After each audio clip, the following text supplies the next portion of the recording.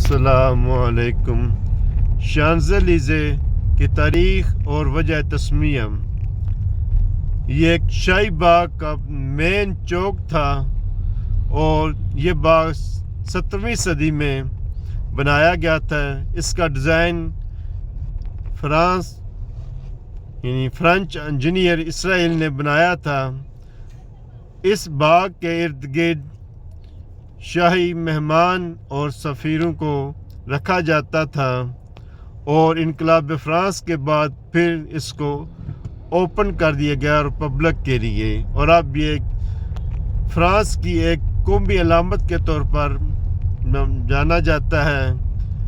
اور شانزلیزے کا معنی یہ ہولی بائبل کے اولڈ ٹیسٹمنٹ میں لیا گیا ہے۔ یہ ہبرو زبان کے دو الفاظ سے مل کر بنا ہے جس کا معنی ہے جنت کا ٹکڑا۔ شانزلیزے کا معنی ہے جنت کا ٹکڑا۔